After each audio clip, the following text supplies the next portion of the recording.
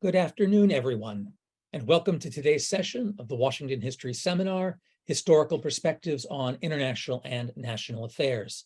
This afternoon, we focus on a just-published book by Nicole Hemmer entitled Partisans, the Conservative Revolutionaries Who Remade American Politics in the 1990s. Joining us this afternoon as discussants are Heather Hendershot of MIT and Don Wolfensberger of the Woodrow Wilson International Center for Scholars. I'm Eric Arneson of George Washington University, co-chair of the Washington History Seminar. My colleague, Christian Osterman of the Wilson Center, will be returning to the seminar and the Zoom screen next week. The Washington History Seminar is a collaborative and nonpartisan venture of the Woodrow Wilson Center's History and Public Policy Program and the American Historical Association's National History Center. And for over the past decade, the seminar has been meeting weekly in pre-COVID times in person at the Wilson Center, but since the pandemic, here in the virtual realm. Behind the scenes, I want to thank two people who make these seminars possible, Pete Bierstecker of the Wilson Center and Rachel Wheatley of the American Historical Association. On the logistics front, please note, today's session is being recorded and can soon be found on our institution's respective websites.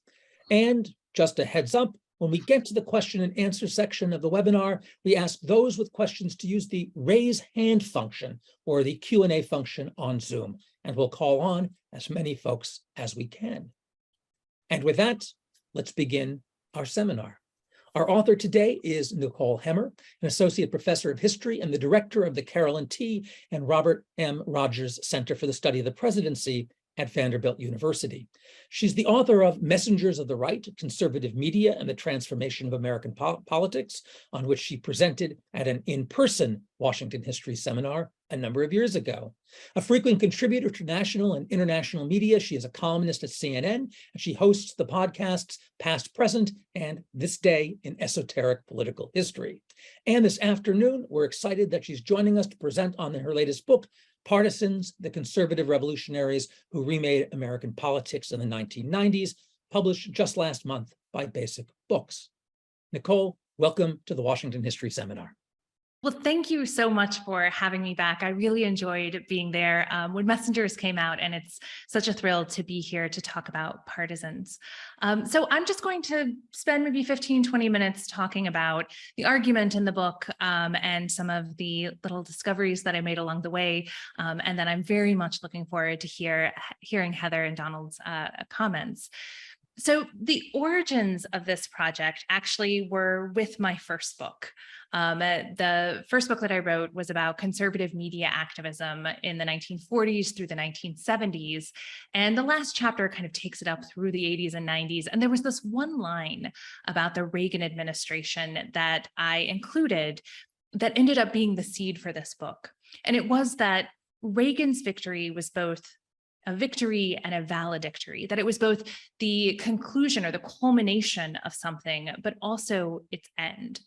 And at the time that I was writing that, I'm not sure that I entirely understood the implications of what that statement meant. And in this book, in Partisans, I was able to really spend some time thinking about why it was I felt that instead of launching a new era in US politics, I felt like there was something conclusory about or culminating about the Reagan election and a real change that happened after he left office. And that's what I look at in this book. I argue that almost as soon as Ronald Reagan left office, that the conservative movement began to develop in ways that would eventually look very distinct from the hallmarks of his presidency. And the transformations that I trace are threefold. So I look at the transformations caused by the end of the Cold War, the transformations caused by a new media environment, and the transformation caused by a shift in focus on the right from presidential to congressional politics. And so I'm going to take a little bit of time to talk about those three so you can get a sense of the scope of the argument in the book. And the first one is an understandable change, because the Cold War had for nearly half a century been the geopolitical reality for US politics. It was the logic that shaped and constrained politics in the United States, and in particular shaped and constrained the politics on the right. The conservative movement that I wrote about in my first book really was a Cold War conservative movement. And the consequences of that were most clear during the Reagan presidency. He was kind of the most Cold War conservative to ascend to such high office. He was somebody whose conservatism was inflected by his understanding of the struggle between the Soviet Union and the United States. And so he really foregrounded not just the language of freedom and democracy, but he let his understanding of the Cold War shape the kinds of policies that he pursued. Now, sometimes these led in illiberal and anti-democratic directions. If you think about his support for regimes in Latin America, in Rhodesia and South Africa, he was not somebody who was wholly committed to the pursuit of democracy around the world. But his belief that democracy required free movement of people and free movement of goods led him to embrace policies of free trade, and especially on immigration. If not open borders, then this idea that there really should be a free flow of people, particularly between Mexico, the US, and Canada. So when he first launched his presidential bid in 1980, he pursued what was essentially a forerunner to the North American Free Trade Agreement. And free flow of immigration was a big part of that. It also led him, even though he was not an early supporter of the Civil Rights Act and the Voting Rights Act, he did embrace a kind of language of diversity in the 1980s. And again, much thinner than many people would have preferred, and not as inclusive as it was often presented in, campaign commercials like Morning in America, which represented a more diverse America than probably one that Reagan fostered. But he felt the need to appeal to diversity as one of the boons and benefits of a democratic society in the United States. When the Cold War came to an end, so did that logic that held Reaganism together, that held most US politics together. No sooner had we entered this kind of moment of democratic triumphalism at the end of the Cold War than you had someone like Pat Buchanan, who is one of the main figures in my book. You have Pat Buchanan looking around and saying, oh, we don't have to make peons to democracy anymore. And he writes this column in 1990 where he says, maybe democracy isn't the best form of government, and maybe we shouldn't be listening to these people who are singing its praises. If you look around, what are the best run institutions? There are places like IBM and the Marine Corps that are run on autocratic principles. Maybe we should give that a try. And the idea that somebody was making the case against democracy within months of the Berlin Wall falling, it feels a little shocking right now. But he was doing something that I think was laying the important groundwork for a conservatism that was both new and also a return to the old right of the 1930s and 1940s. This, of course, becomes known as paleoconservatism. But I think it's important to stress that there was something old, but also something new about it. And one of the things that was new about it was the media environment in which this new conservatism of the 1990s was being forged. You will be very familiar with the stories of the rise of Rush Limbaugh, the founding of Fox News, and those developments in conservative media that made it much more popular and much more profitable are a huge part of the story of the right in the 1990s.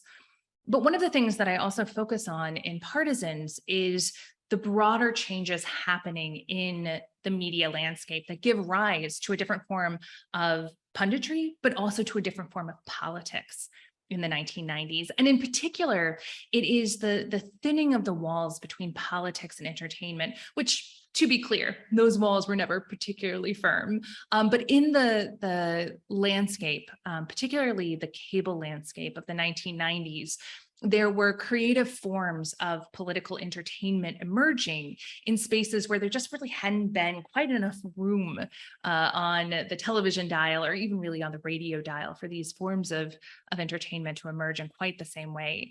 And so you see, for instance, in the 1990s, in 1992, MTV, which had been dedicated to music videos, is engaging in the Rock the Vote campaign, is leaning into politics and inviting on candidates like Bill Clinton to answer both serious policy questions and more profane questions about his underwear choices.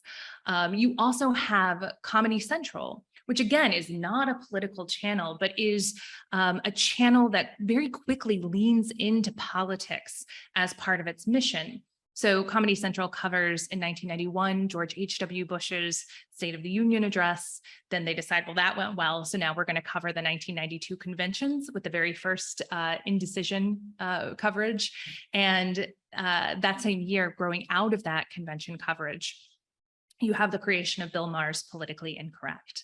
And that show would become the tentpole of Comedy Central until it was so popular that it gets bought up by ABC and then ultimately replaced with The Daily Show. And so this idea that these cable channels that were developed with very clear entertainment goals in mind, music, comedy, that they lean into politics in the 1990s is a pretty important development for how not just entertainment develops, but how politics develop. That somebody like Ross Perot is able to reach a large audience and launch his presidential campaign on CNN's Larry King Live. Larry King Live, which will become a very important part of the 92 campaign more broadly. Or again, that somebody like Pat Buchanan becomes a household name because of his frequent appearances on PBS's McLaughlin Group, but more importantly, as host of CNN's Crossfire.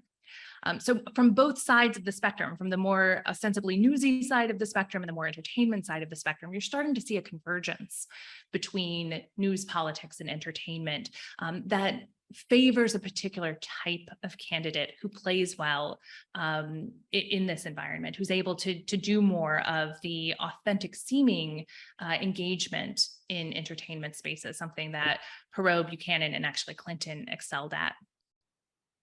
The other big change that is happening in the 1990s that I think is worth pointing to is this move from a focus on the presidency to a focus on Congress.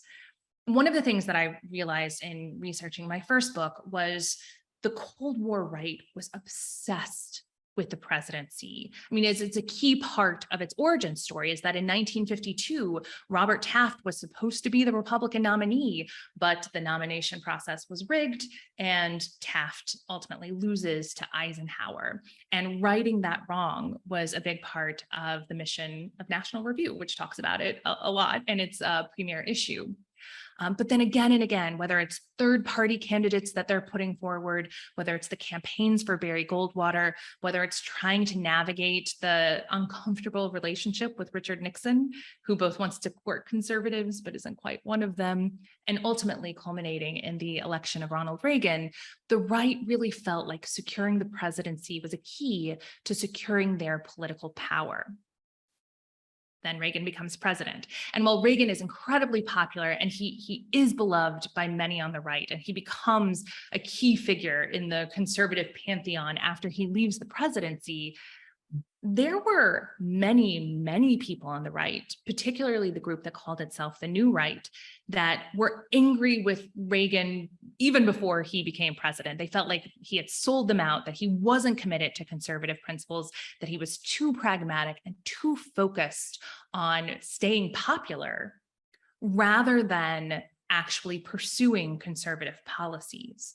And Reagan's popularity kind of mutes those voices. It means that they're not able to gain a ton of traction during his presidency, but nearly as soon as he leaves office, now they're in full revolt and really finding traction against George H.W. Bush. And among those people who were critical of Reagan are people like Newt Gingrich, Pat Buchanan, people who we think of as continuing on the Reagan Revolution, but who in fact were in open revolt even while it was happening. And instead, what you see in the 1990s is a shift of focus away from the presidency and toward Congress. And Newt Gingrich is obviously a pretty big figure in that revolt. And one of the important things that Gingrich does, we've been thinking about this a lot lately because of the Commitment to America, the successor to the Contract with America, is that Gingrich nationalizes congressional elections. This is something that people talk about a lot when they talk about the 1990s. But nationalizing congressional elections is not the same as facing a national electorate with a presidential candidate. When it comes to foregrounding congressional elections, what you're doing is you're still looking at people who are being elected and voted into office by a very small group of people in a district, and candidates for the Republican nomination in these districts are again chosen by a very small group of activists. And so you're actually able to pull politics to the right much more quickly when you are focused on Congress rather than the presidency. And that is a big change that happens in the 1990s, and I would argue actually continues into the 2000s, even when George W. Bush becomes president. I just want to highlight a few other things before we get into the conversation. One is this idea of the 1990s as a decade of polarization. This is, I think, a way a lot of us commonly think about the 1990s, because it is a time when politics seem to become a little meaner, a little more aggressive, certainly culminating in the government shutdowns and in the impeachment of Bill Clinton at the end of his presidency. One of the things that I have found helpful in thinking about the 1990s is to think about polarization less as a description of the politics of the decade, because in the decade, the Democratic Party was actually moving to the right, not to the left. So the parties weren't really being polarized, but thinking about polarization as a tactic, something in particular that Newt Gingrich did. Newt Gingrich, when he would talk about polarization, he wasn't talking about it as a way of talking about where the two parties were. He was talking about it as a political tool, that his goal was to make people think of the parties as polar opposites, and to make them feel very strong positive feelings for the Republican Party and very strong negative feelings for the Democratic Party. And ultimately, I think what he does is make people feel very negative feelings about both parties. But polarization was a tactical approach to politics in an era that when politics weren't actually all that polarized. I mean, if you think about the 1992 election, the thing that is incredible about it is that you had a third party candidate who was pretty heterodox, who didn't fall into a particular ideological camp, who, despite running an incredibly erratic campaign, wins 20% of the vote. So this is actually a time in the electorate when attachment to particular political parties is a little looser than we think about it being today. And while the Republican Party is radicalizing, there are moments in the 1990s when it's actually trying to figure out how to be less radical. And the Contract with America was a document that was very much aimed at winning over the Perot voter, not rousing the conservative base. So there are moments when you see in the midst of all of these attempts to polarize, even somebody like Newt Gingrich trying to figure out how to make the tent bigger. The other thing that I want to emphasize before closing is to think about the way that the right and the Republican Party in particular works to incorporate radicalism and extremism over the course of the 1990s. And you see this in a number of really different places. You see this with George H.W. Bush inviting Rush Limbaugh to the White House because he believes that Rush Limbaugh is actually the key to winning over the Buchanan Brigade, all those people who supported Pat Buchanan in 1992, and winning over the more conservative hard right base of the party. But of course, in trying to woo Rush Limbaugh, he actually empowers him. He makes him the person who is invited to the White House, who sleeps over in the Lincoln bedroom. You see figures like Helen Chenoweth, a representative from Idaho, working very closely with militias, who she sees as part of her constituency. And she works with them not only to include them in her voting base, but also to appeal to them by adopting conspiracies about Black helicopters, conspiracies about the UN taking over national parks. And you see this again and again with Pat Buchanan on the border trying to win over nativists and leaning into nativist politics, so much so that when he goes to the border, he is greeted by former members of the Aryan nations because they have been early adopters of a border wall long before Buchanan came around to the idea. You see Buchanan trying to win over the David Duke voter because he believes that Duke, even though he's an execrable figure, has tapped into an important part of the electorate that isn't being heard. And so again and again throughout the 1990s, you see a Republican leadership, or at least a conservative leadership, that is trying to corral and harness the more radical and extreme parts of their party. But what they are in fact doing is not siphoning off those energies. They're widening the party to include those more extreme groups, and ultimately opening the door to a greater level of extremism within the party as kind of a baseline, as opposed to just kind of a fringe. I could talk about this book for hours. I know we're going to continue to talk about it in the discussion, so I will leave it there. But that's kind of a broad overview of what the book is doing. Thank you so much, Nicole. Our first discussant this afternoon is Heather Hendershot, professor of film and media at MIT. She received her BA from Yale and her PhD from the University of Rochester. She's been a Guggenheim Fellow and has held fellowships at Princeton, Harvard, NYU, Vassar, and Stanford. Her publications include What's Fair on the Air, Cold War Right-Wing Broadcasting in the Public Interest, published in 2011, and Open to Debate, How William F. Buckley Put Liberal America on the Firing Line, published in 2016. Her newest book is When the News Broke, Chicago 1968 and the Polarizing of America, forthcoming this December from the University of Chicago Press. Heather, welcome to the seminar. Great, thank you. Thank you for having me. Nikki, I just want to start by saying congratulations and thanking you for writing such an informative and engaging and important book. I'm going to go over some of the key takeaways I have from the book, and some of this will overlap with some of the things you just said, and some of it is a little bit different. And just raise some takeaways along the way that I had, and some questions as well.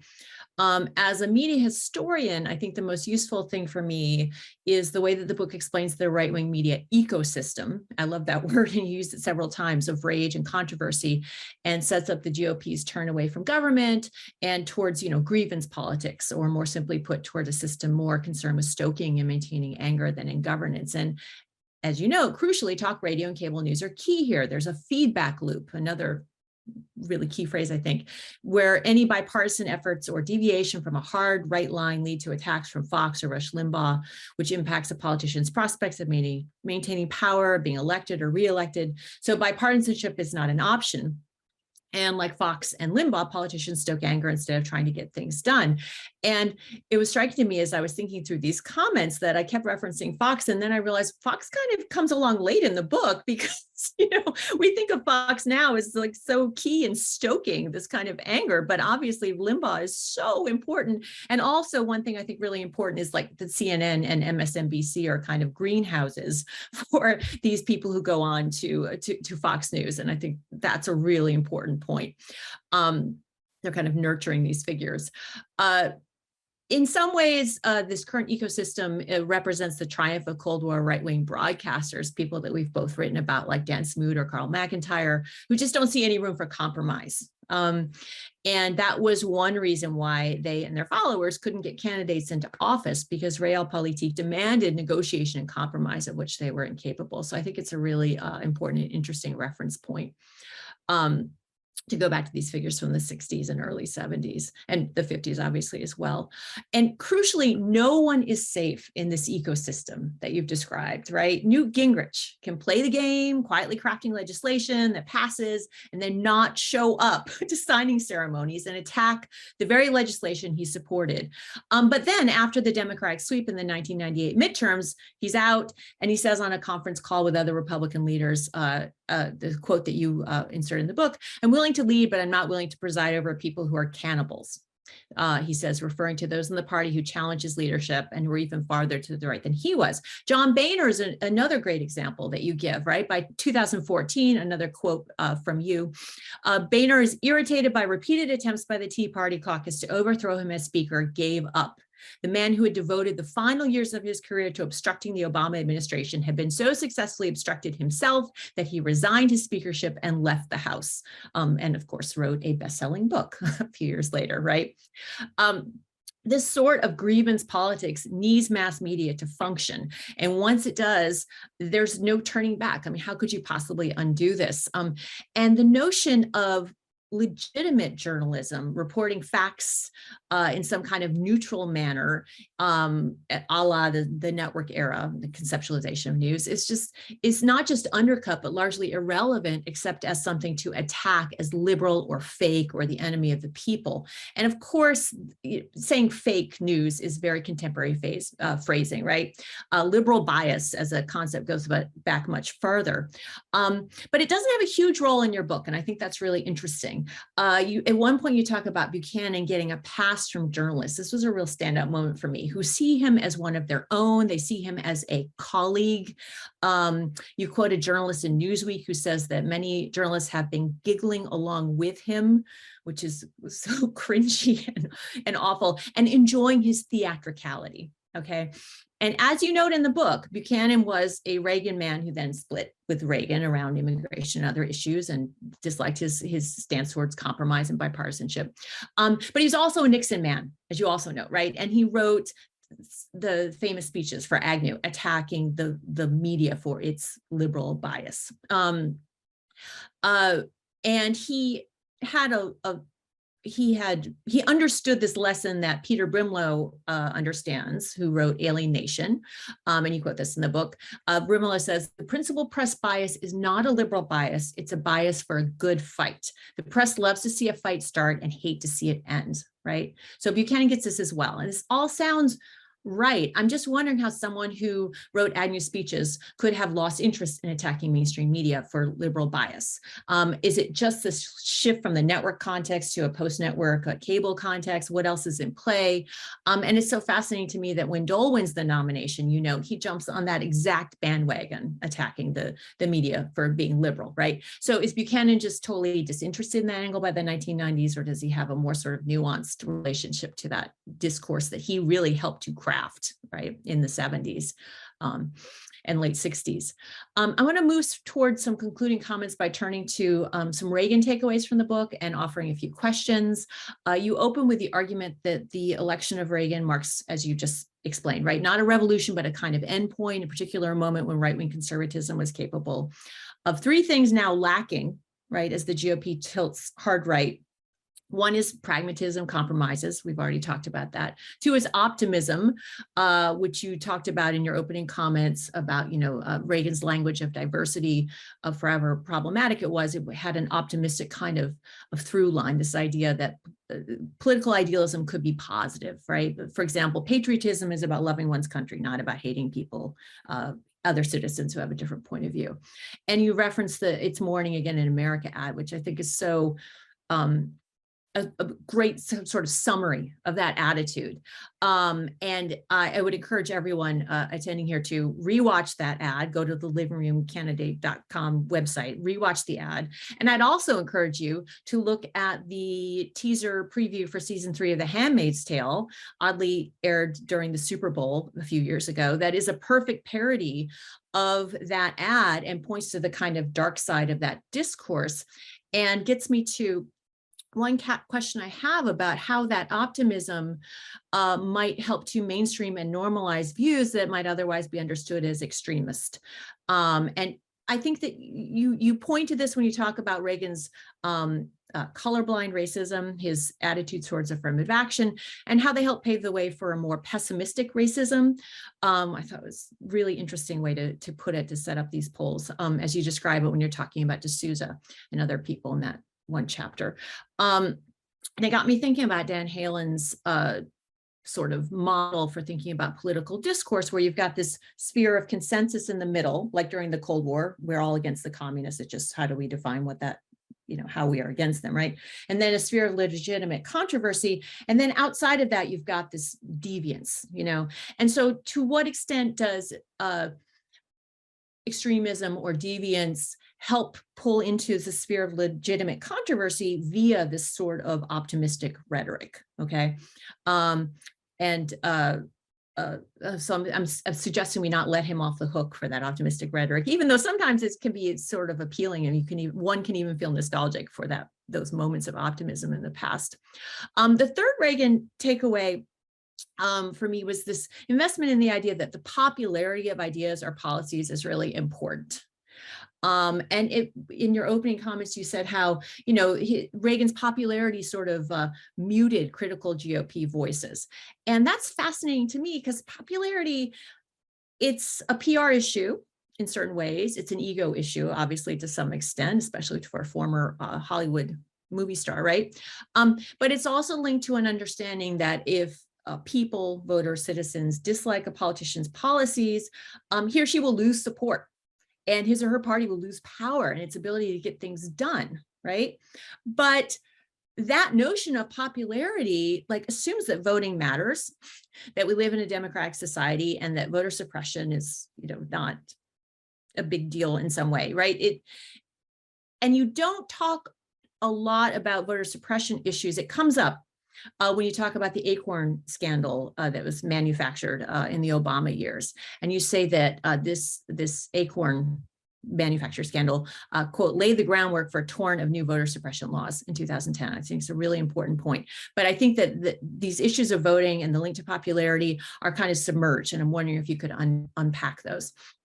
And I'll just end with, like you, with Helen Chenoweth. Who faced no consequences for continued support of militias after the Oklahoma City bombing. And you write, the boundaries between fringe and mainstream were disappearing. Those boundaries seem to now have completely disappeared. And your book helps us understand how that happened, and that we can't simply blame the last president, but we need to go back much farther to clearly understand how we got from there to here. So I want to thank you so much again for the book, and I will leave off there and pass the baton to our next commentator. Thanks so much, Heather. Nicole, would you like the opportunity to respond to some of what Heather has suggested? Sure. First of all, thank you, Heather, for those fantastic comments. I'm particularly compelled by your first question, which is about liberal bias. And it's not that goes away in any way from conservative media, from conservative rhetoric.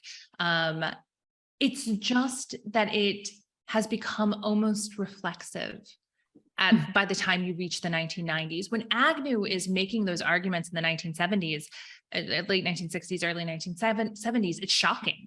It's such a violation. This idea that you would say that objectivity isn't real and that it's actually being used as a tool to disguise liberal bias is a violation of a kind of consensus that was pretty firmly in place in the 1950s and early 1960s, but even after that, about the role of journalists. And it doesn't have that same shock value by the time you get to the 1990s. So there are different ways of talking about it. Political correctness becomes kind of the new language of the 1990s, and that's sometimes pointed at journalists and the media. You actually get this quite a lot in Charles Murray and Peter Brunlow and even Dinesh D'Souza's writing, where they're like, the media will charge racism, but when they say racism, we all know that just means it's an idea that they don't like. So on the one hand, you still have those attacks on media, but as you've also pointed out, and something that plays an important role in the book, is that these outlets are absolutely vital to the spread and platforming and the spotlight on conservative ideas, in part because Fox News, isn't started until 1996. It's relatively small, even through until 2000, 2001. But the way that journalists conceive of balance and objectivity by the time you are in the 1990s is that it's this right-wing voice and this left-wing voice, and they're put together, and that's how we define the idea. And so in many ways, Buchanan and others were beneficiaries of these new understandings of objectivity that emerge in response to Agnew and in response to Nixon in the 1970s. I love that you brought in Hallin's spheres, which I think are really useful for understanding how we think about who's in and who's out, who's fringe and who's mainstream. And what I particularly love about bringing in Howland Spheres is that he talks about legitimate controversy.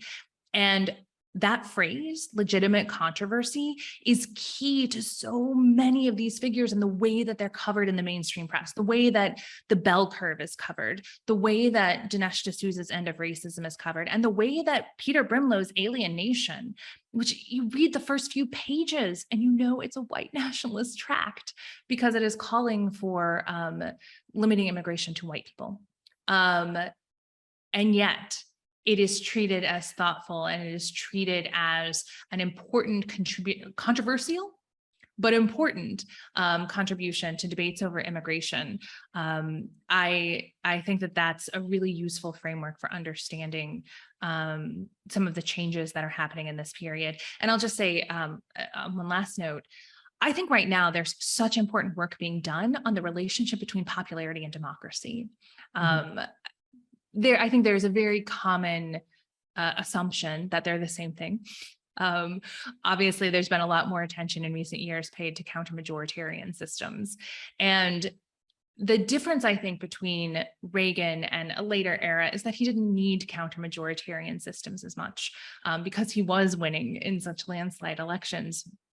And yet, in 1982, when the Voting Rights Act is going up for reauthorization, Reagan is not supportive of it until he bumps up against this issue of public support. And there's only so much political capital he's willing to spend on unpopular things. And the other thing about popularity is remembering that the electorate in the 1980s is different from the electorate in the 1990s. The 1980s, the electorate is still more than 80% white. And the demographic composition of the country is changing very quickly. And so Reaganite appeals that are very popular in the 1980s may not be as popular because the dog whistle or colorblind racism that he relies on is much more audible to a non-white electorate. And so there are not just changes in a kind of democratic skeptical or democracy skeptical and increasingly a liberal and counter-majoritarian Republican Party, but things that were once very popular are no longer as popular. And that presents a different set of challenges, even when people are pursuing ideas that might have been very similar to Ronald Reagan's. Thanks so much. Before I move on, just a note to those of you who are listening, you can, at this very moment, or as we proceed, get in the queue to pose a question or comment. Again, use the raise hand function if you want your voice to be heard, or use the Q&A function to write in a question that I get to read. So either way, you can join the queue. We have a number of people already with questions posed. So just saying. Our next discussant this afternoon, we have the voice of, but not the face of. Don Wolfensberger is a Congress scholar at the Woodrow Wilson International Center for Scholars, where he previously directed the Congress Project from 1997 to 2012. He served as a staff member in the U.S. House of Representatives from 1969 to 1997, rising to the position of Chief of Staff of the House Rules Committee. He's the author of Congress and the People, Deliberative Democracy on Trial, published in 2002, and Changing Cultures in Congress, From Fair Play to Power Plays, published in 2018. He received his BA in English from North Central College in 1964 and successfully completed his coursework for a master's in political science from the University of Iowa. Don, welcome to the seminar. Let's hear what you have to say, even if we can't see you. Thank you, Eric. I apologize for the video malfunction. It turns out my wonderful office here just doesn't have a camera on the computer, but I have been watching you, though, on my screen. I've been able to listen to everything that's going on, and I just wanted to congratulate you and Christian in organizing this program and also for inviting me to participate on this panel. Secondly, I want to congratulate Nicole Hemmer on the publication of her book. It's I've noticed already received very favorable reviews in the New York Times, the Washington Post, and this month's Atlantic. And while I can't vouch for any conservative publications and whether they've reviewed it or not, they might have a different slant, I don't know. But I did enjoy the book a great deal. And before I go further, I should probably have full disclosure that I actually cut my political eye teeth on Youth for Goldwater in the early 60s when I was in college. Went to the Republican convention in San Francisco on a train that was especially chartered for college students. And it was quite a ride. But I have since, over the years, moderated my own politics. In fact, if I had been on the screen today, I would be showing off my purple tie, but we'll leave that aside for now. I think that what I enjoyed the most about reading this book was, A, it was well written, B, it was lively, and C, the profiles that Ms. Hemmer produced here are just very colorful and insightful, with a whole host of conservative figures.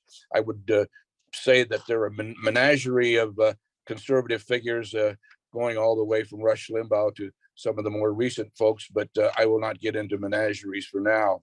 I think the strength of the book is that it brings together the interaction of media and political figures. It's something that I was especially appreciative of because in college, or in graduate school, I should say, I was initially in journalism and then switched to political science. But seeing this nexus and how much it means, especially today, was a wonderful way that Hemmer has worked these things together and has shown us to what extent they're blending a great deal, both the media and the politics. And you see this especially with the emergence now of the social media, where there are niche channels all over the place, or whatever you want to call them, sites. And people can now just go into their favorite site and tune into an echo chamber, hearing themselves agree with themselves through other people, I guess. But the one thing that I was curious about was that both the book and the Hendershot comments refer to the fact that the media don't have a liberal bias, rather that they have a bias for a good fight. And that's true to an extent. I mean, the media loves conflict. They love a good fight. But I also question, whether there's not a liberal bias in just the three publications I've already cited. The pieces that are quoted in the book, in the footnotes, are mainly secondary pieces, not primary sources, and they're mostly critical of the right. And that's understandable. That's part of the thesis here, is to accept the right has gone off the rails, so to speak. It's low-hanging fruit. It's an easy target and so on. But I was just wondering, if Christian Osterman were here, he'd probably say, what were your primary sources? And out of 485 footnotes, I counted, around 20 or so, 27 maybe, that were considered primary sources, but there are no interviews, no direct transcripts or correspondence. And there are some books and articles that were written by the principals, but for the most part, this is relying on other folks' reports that are doing this hit job, on the new right. What I liked about one of the chapters was the getting into the populism of Ross Perot and Pat Buchanan, and playing them off against each other in the early 90s. And I think what she also does come around to saying in a later chapter was that the Buchanan language, style, themes is very much the precursor of what Trump was doing when he was running back in 2016. And I think that's an important point to bring home, that while Buchanan wasn't ultimately successful as a politician running for office, that he really did leave his mark. And fortunately or unfortunately, I think unfortunate, that was picked up by Trump in so many different ways. Also, I greatly appreciated the pivotal role that Hemmer points out, played by Rush Limbaugh. And this is pre-television, when he really energized talk radio. And I recall going back to my home in Illinois with my father with his portable radio propped up to his ear, listening to Rush Limbaugh every day. And we had to hush up then, as we did when we were kids, when he was listening to the news. But in any event, Rush was a very pivotal figure, I think, of this whole conservative movement that Hemmer talks about. the chapter on angry white men and women too, I think it's chapter 6, I think is an important contribution to the story, but I didn't think so at first. I thought, what is the author doing spending 20 pages writing about Helen Chenoweth, a very conservative, ultra-conservative woman congressman from Idaho, who has been mentioned, was a big supporter, of militias. She was pivotal in the Sagebrush Rebellion, and that sort of morphed into the war on the West. But in rereading that chapter, I realized that there was a lot there that I had not seen when I was working in the Congress at the same time that Chenoweth was there, but I didn't really recognize in her the fact that she was quite an organizer. In her own right, she was a feminist. She I don't know if she would disavow that title or not, but she really played into the idea that women could play a greater role in politics, and she was quite an organizer. So I give a great deal of credit to Nicole Hemmer for doing that chapter and making me read it a second time. There is a point in the later on, and Chenoweth was certainly a supporter of militias, but where Hemmer says that as militia membership grew, the lines between the conservative movement and these far-right groups blurred, united by issues and emotions. And that is where I think there is a danger throughout the book of conflating a lot of these far-right folks and what they believe in with the mainstream conservative movement. I think that is always a danger, and you're gonna end up getting around to Hillary Clinton's talking about a basket of deplorables or a vast right-wing conspiracy. But as someone who had been in the conservative movement, I know that there are a lot of folks who certainly don't support militias. Back in the 60s, the argument was, do you support the John Birch Society? Well, I didn't, but I was a Goldwater conservative, and Goldwater sort of tiptoed around that issue, but he disavowed any support for Robert Welch, who founded the John Birch Society. Incidentally, Matt Dalek, who had been a fellow here at the Wilson Center some years ago, his next book is coming out this fall, I believe, and it's called Birchers: How the John Birch Society Radicalized the American Right. And he makes an argument in that, and I haven't read the book, so I don't know, but I just did not see the Birch Society, which was very paranoid, very conspiratorial. They thought Eisenhower was a right or a communist dupe. I just didn't see them making that much of a difference over the years in the conservative movement. But I think that Hemmer at least tries to make the point that a lot of these far right groups are becoming more and more part of the mainstream, and I can certainly understand that today with after what we've seen on January 6th in our capital. One of the questions that I would have, and in my books, I go back a lot farther than the 1990s as to what really set the parties off against each other. And what I had found in doing my research over the years was that the American Political Science Association was really guilty of all this, because they essentially, through a report in 1950 called Toward a More Responsible Two-Party System, said the parties have to start acting like parties, stand up for something, stand up against the other party, and fight. And that was reflected then in a number of books that came out, whether it was James McGregor Burns' Four-Party or Deadlock of Democracy, Four-Party Politics in America, or David Broder's The Party's Over.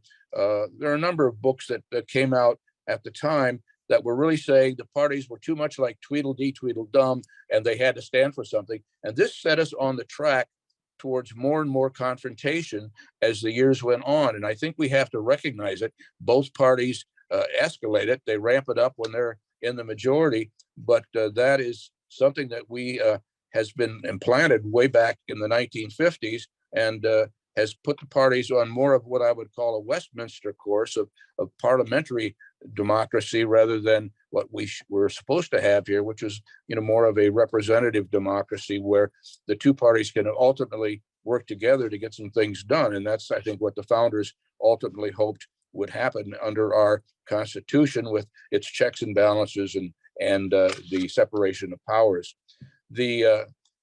Another question I would have of Hemmer is the differences between the different types of populism. I like the discussion of Perot versus Buchanan, and I think you have differentiated their differing types of populism, but how in turn do those types of populism match up against progressive populism, whether it's a Bernie Sanders today or going back to the late 1890s or the 1920s or whatever, a more progressive type of populism. Everybody, the term populism is being thrown around quite a bit now, and it's difficult sometimes to sort out, I guess, the demagogues for those who may be true populists, which had to do, I think, originally with redistributing wealth from the rich to the poor, if I'm not mistaken.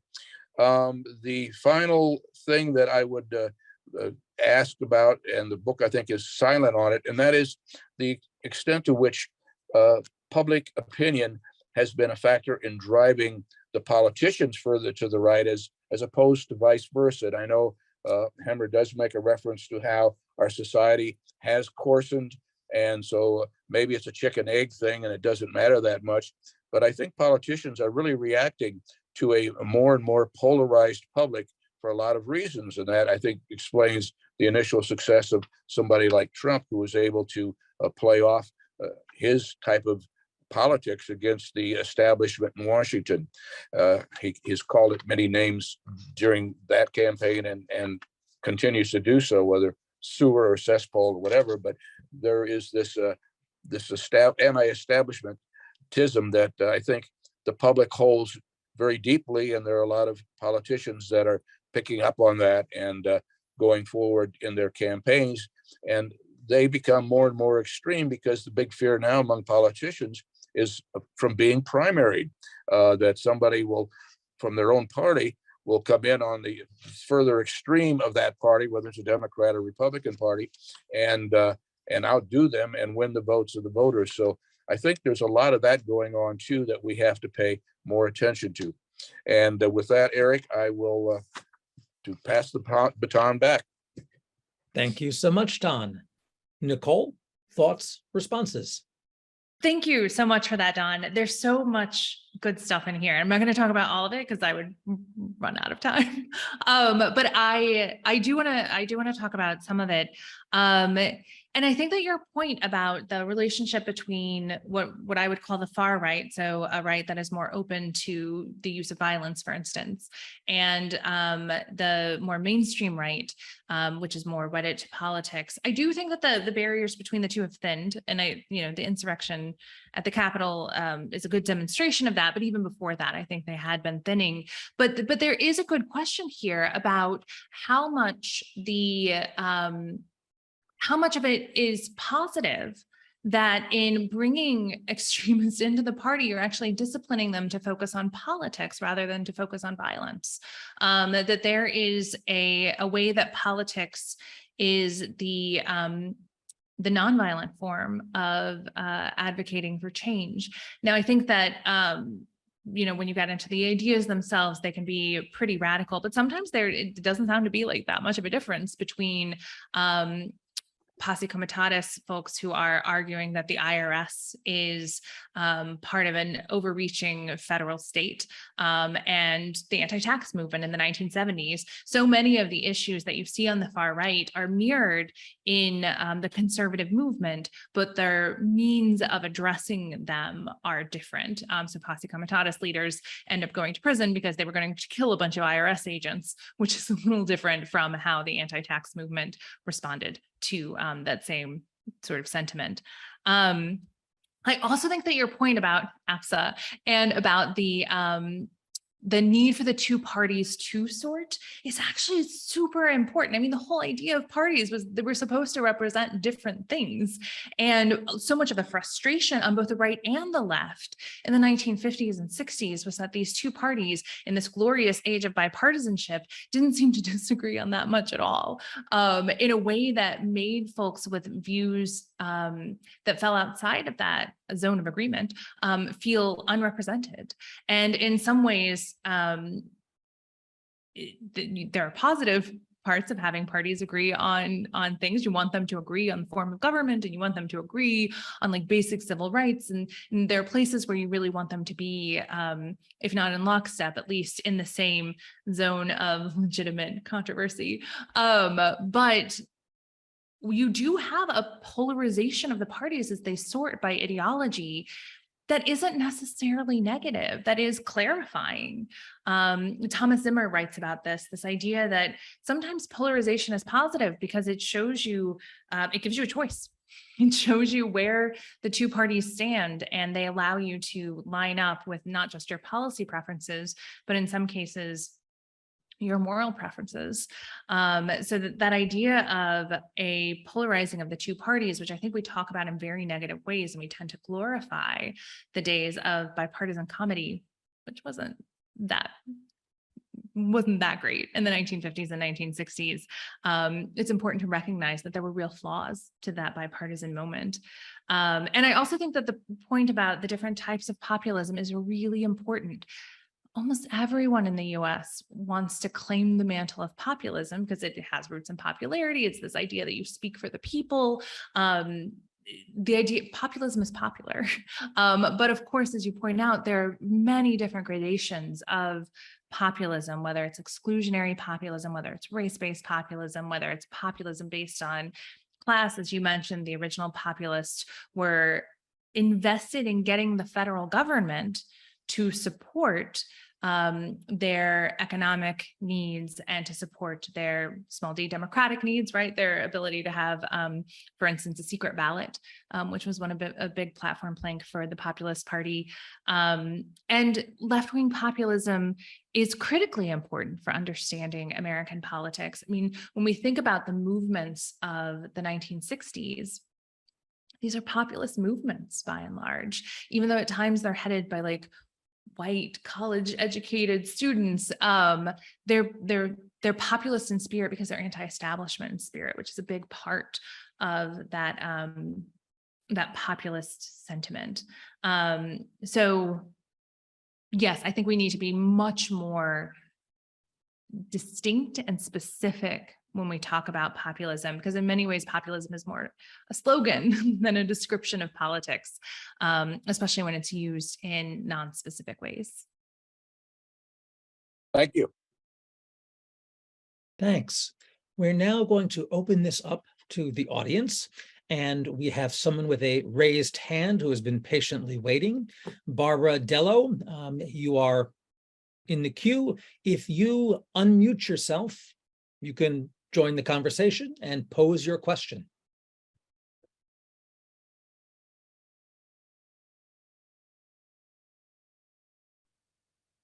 And you need to unmute yourself.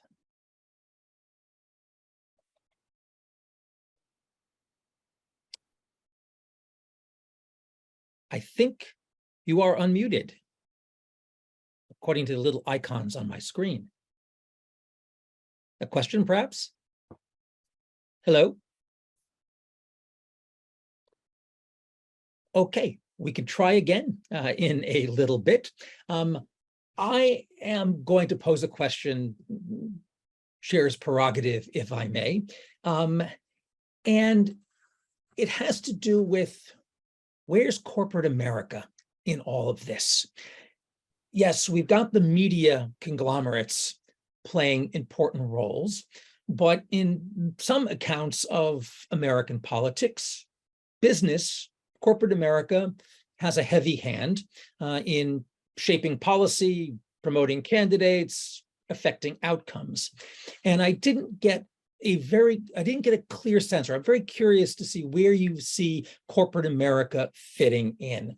Is it, as the Republican Party in the 1990s begins this transformation, is it that deregulation and tax cuts are simply sufficient for them to go along with other things?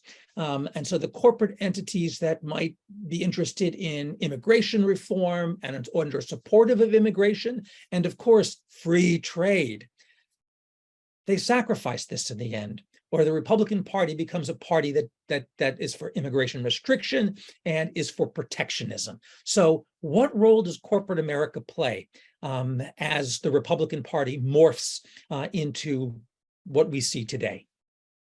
So this is a great question, because corporate America is like in the catbird seat in the 1990s, and not just in the Republican Party, in the Democratic Party too, because the Republicans that I'm describing, particularly Pat Buchanan, their ideas will become more ascendant in the Republican Party, particularly on immigration.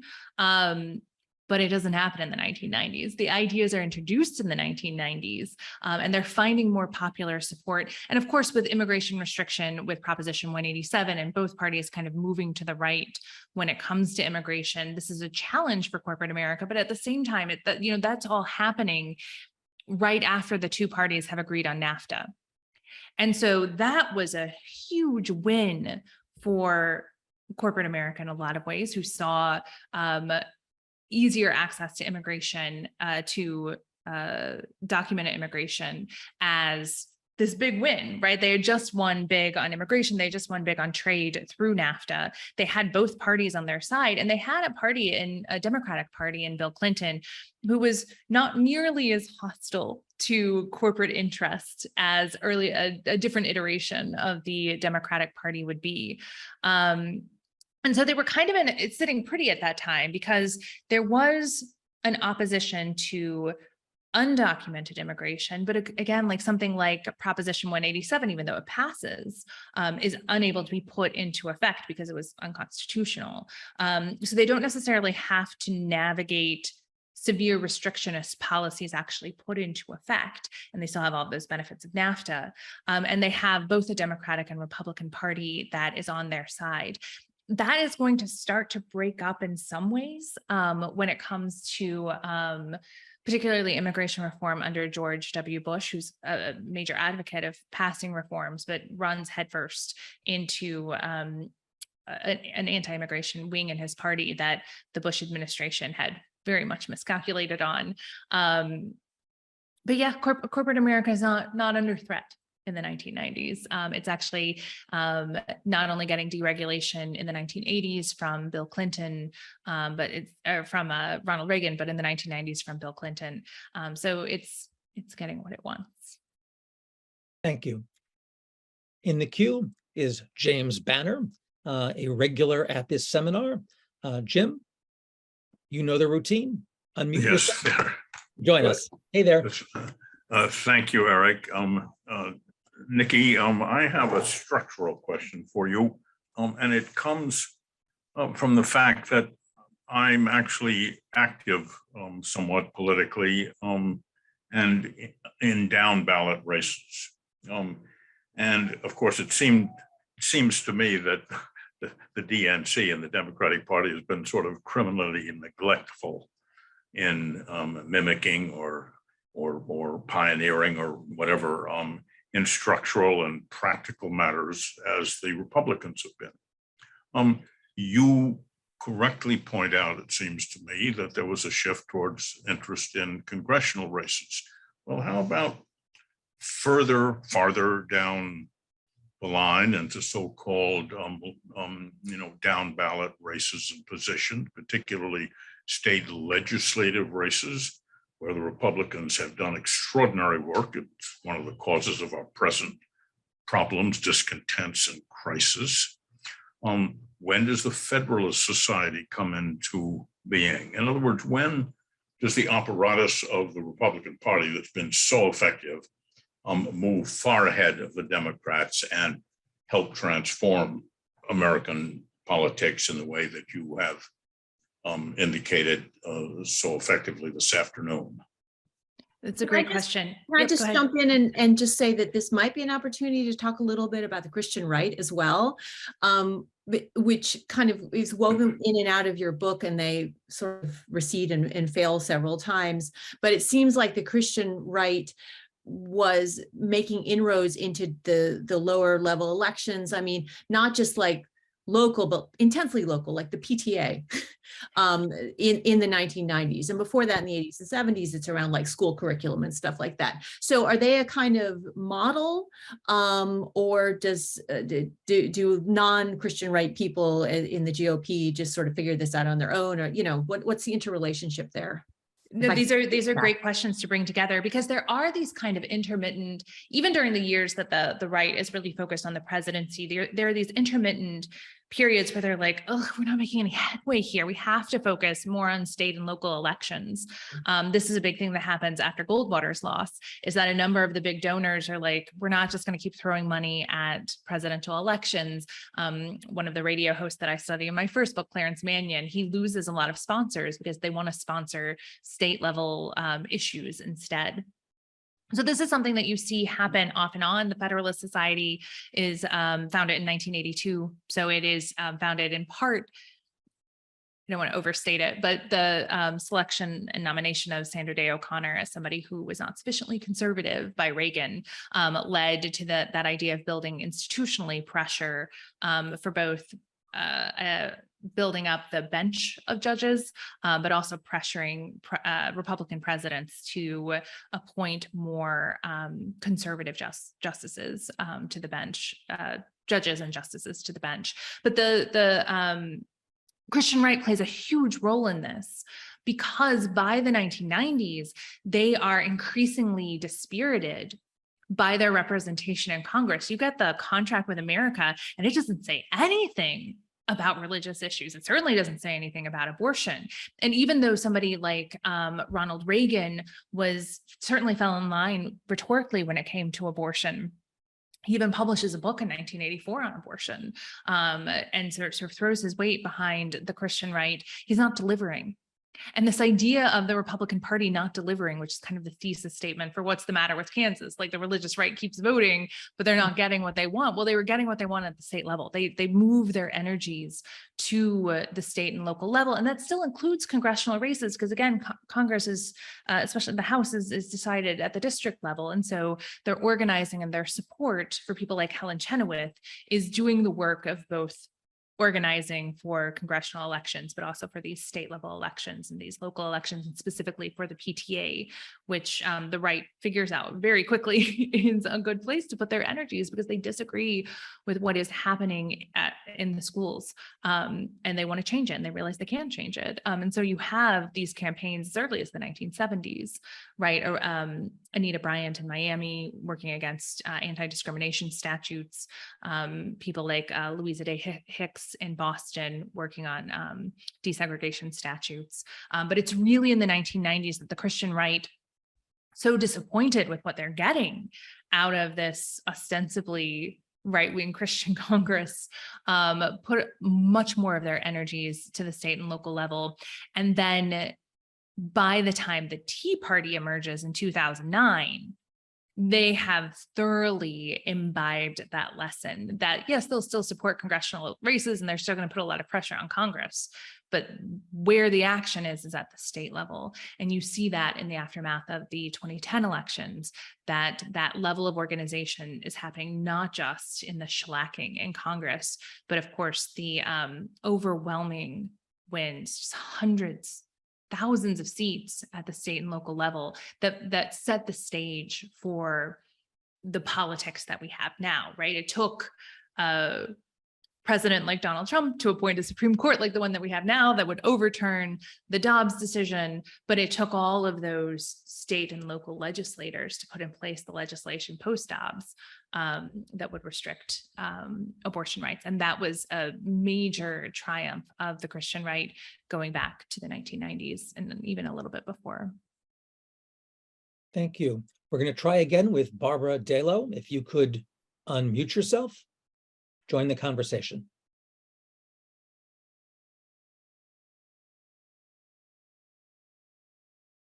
Go ahead.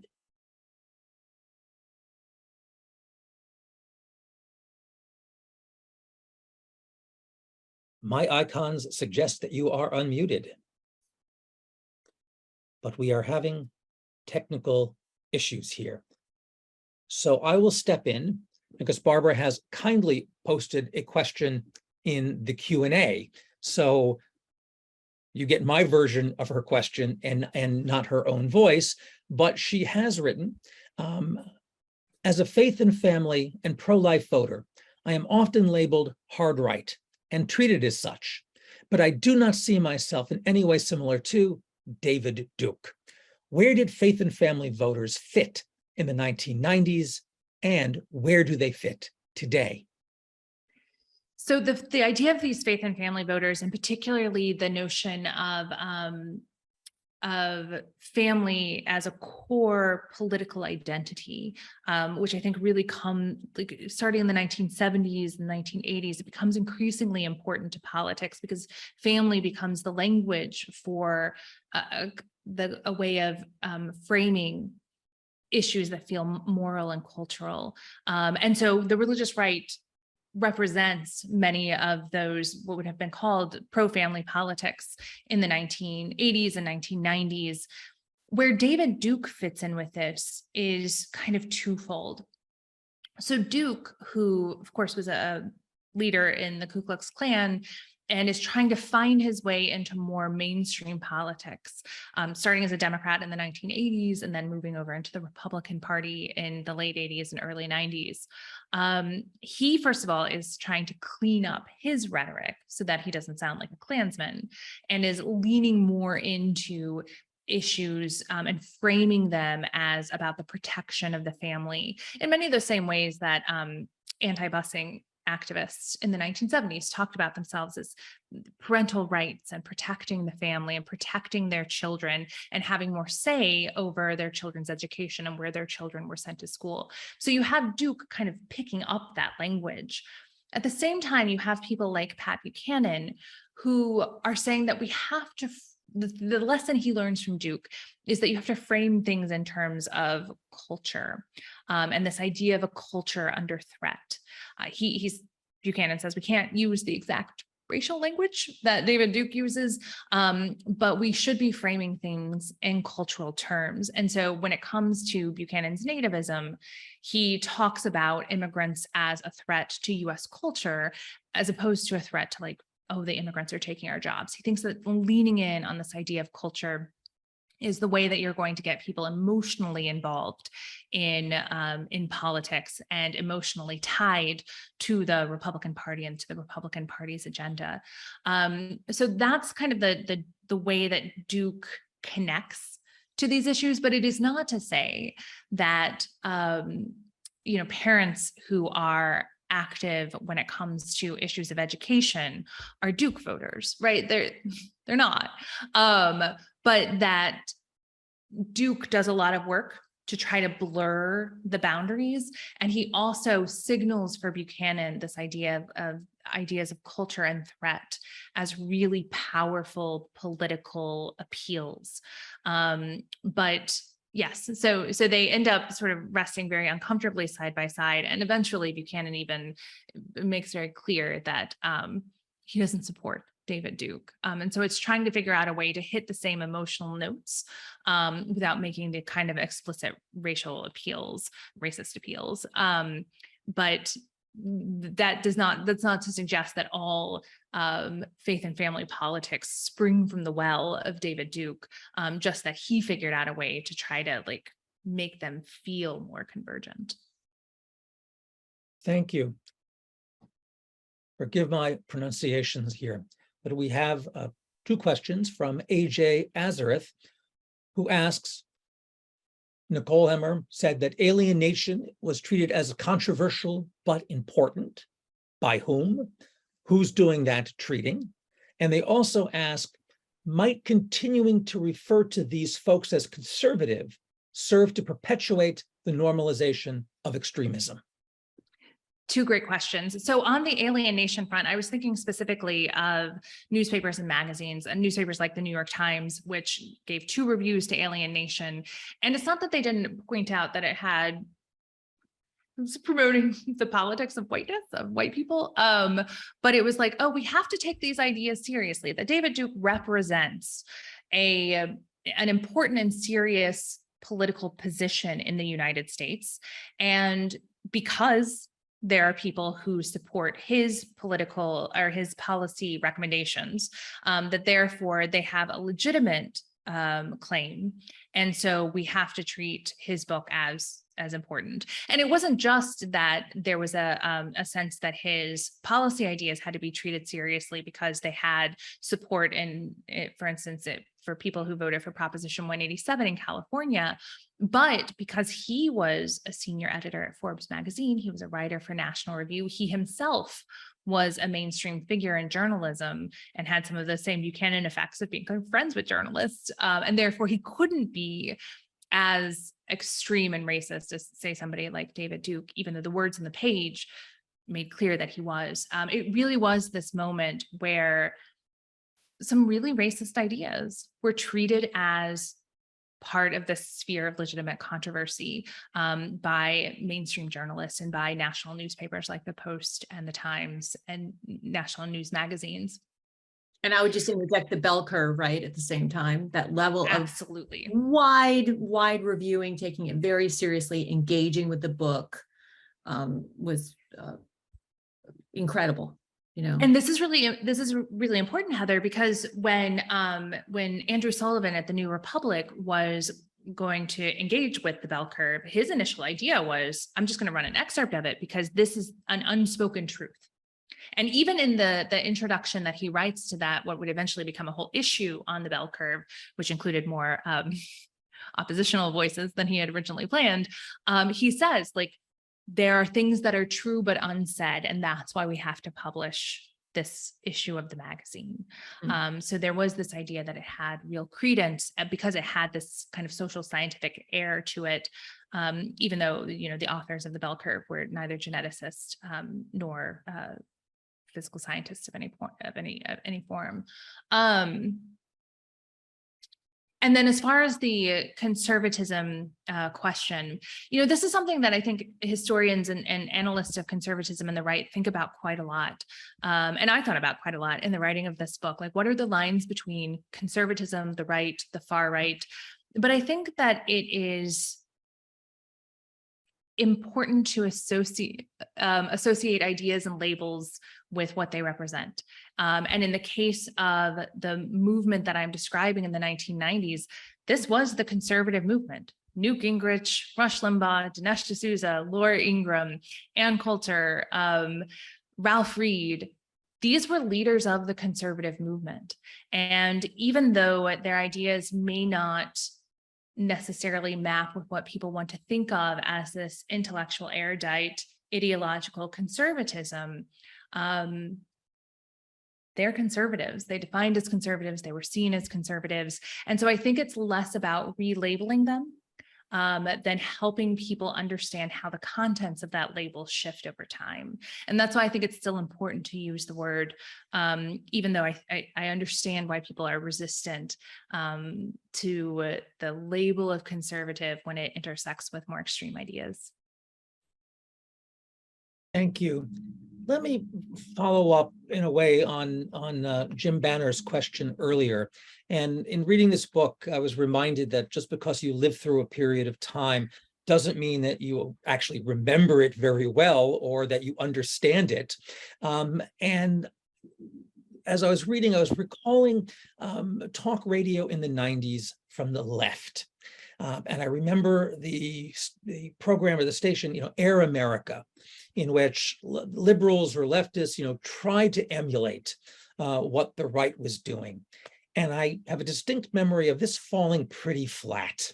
There was just something about, their outrage and how they were talking that didn't grab me. And clearly, as a business model, it didn't work. It went belly up.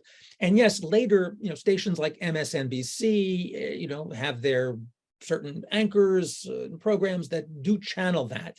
But if you were to compare the liberal left media ecosphere to that of the right, how would you compare that? And what would you say, to liberals with regard to what they're doing in the realm of media, how better to communicate their message, or are they doing just fine? So I'm going to start with a short answer because I want to hear Heather's thoughts on this as well. Air America did feature Rachel Maddow, who would then go on to become on MSNBC. But, the thing that we were talking about earlier about the importance of institution building and this idea that there's a deep, decades-long process of building institutions on the right, including media institutions on the right. And that building institutions didn't just mean creating outlets, but it meant creating a logic for the consumption of ideological media, that non-conservative media could not be trusted, and that you needed to seek out sources that identified specifically as conservative. And I think that part of the reason why there's a gap goes to Don's point about liberal media bias was that many liberals, not leftists, but liberals felt served by the media of their day. And here I'm talking about mostly white liberals who fall into like the Democratic Party tradition. Certainly, especially when it came to civil rights prior to 1962, 1963, Black Americans were not seeing their views reflected very much in most mainstream news sources, and leftists weren't seeing their viewpoints reflected in mainstream news sources. But there was kind of a sense that the New Deal was a good thing, and eventually that civil rights was a good thing, and that was good for feminists to that the women's movement was a good thing, though of course not that.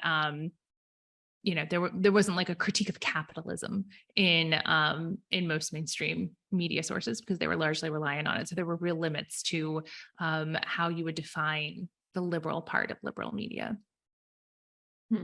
Yeah, I wish I had a really clear answer to this. I keep turning it over in my mind because on the one hand, liberal slanted media has done fairly well on TV, like MSNBC, CNN, unevenly, whatever, and in print media, say journals of opinion like The Nation.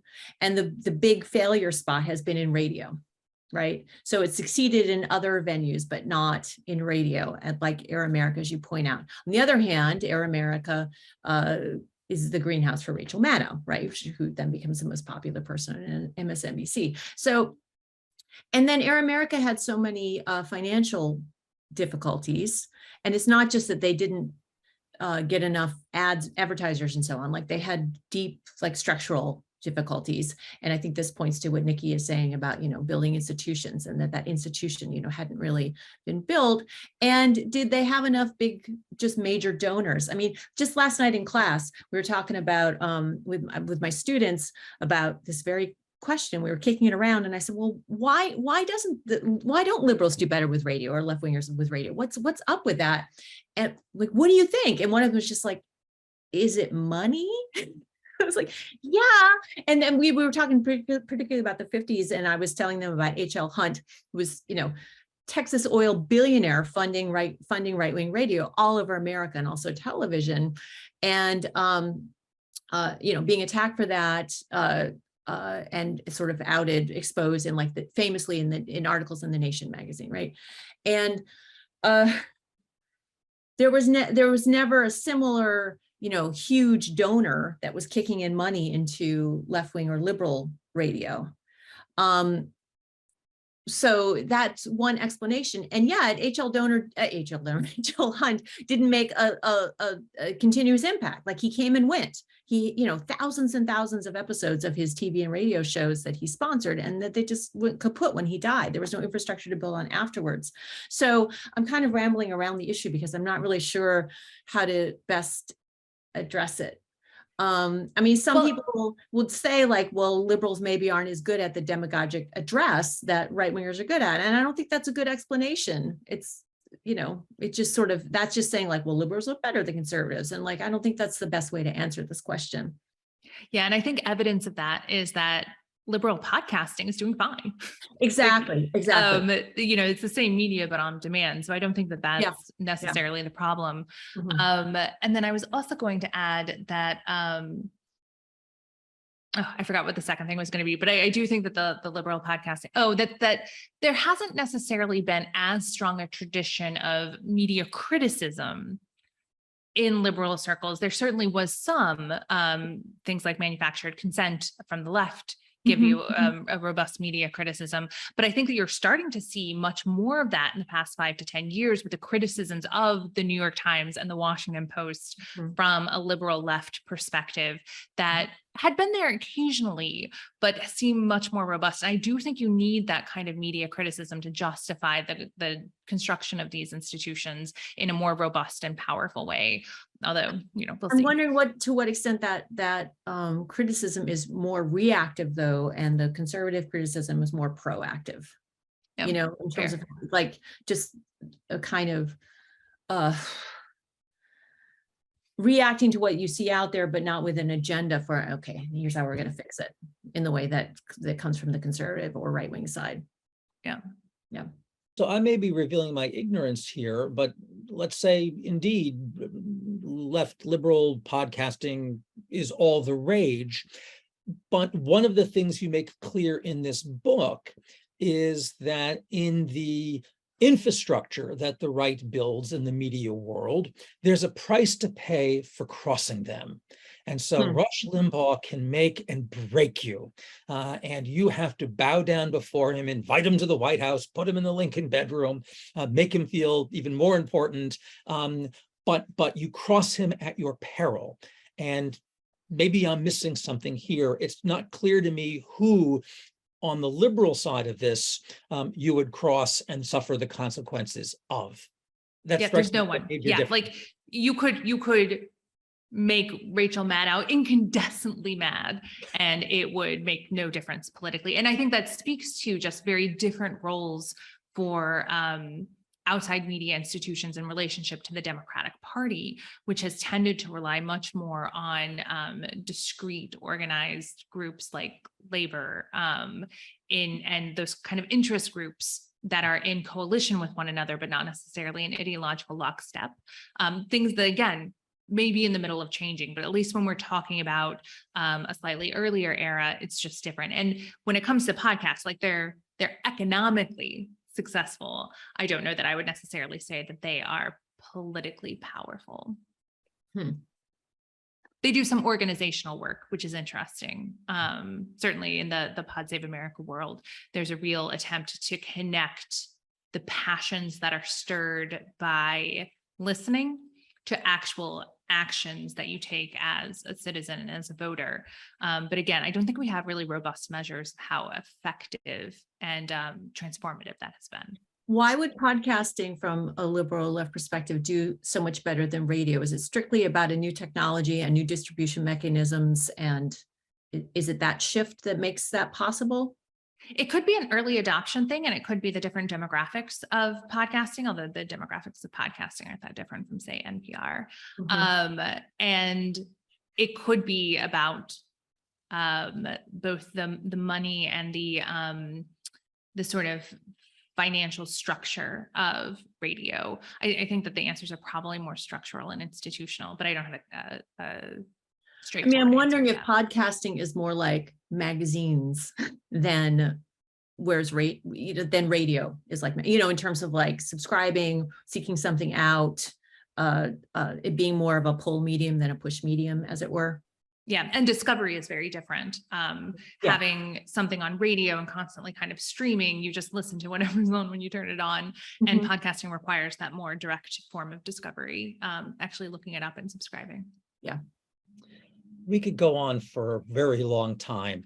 And I have to tell people who are watching and listening that we've only scratched the surface of this book. There are many stories and many arguments in here, and it's an eminently readable book as well. So if you're going to pick it up, you may stay in that chair for quite some time as it carries you along. But I unfortunately have to draw this to a close since it is now 5:30. So I want to express my thanks to Nicole, to Heather and Don, and I invite you who are watching to Join us again this coming Monday, October 4th at 4 p.m. when we return for a session on Deborah Cohen's recent book, Last Call at the Hotel Imperial, The Reporters Who Took on a World at War, and the author will be in conversation with historian David Greenberg. Thank you, everyone. We hope to see you on Monday. Till then, take care, be safe, and good night.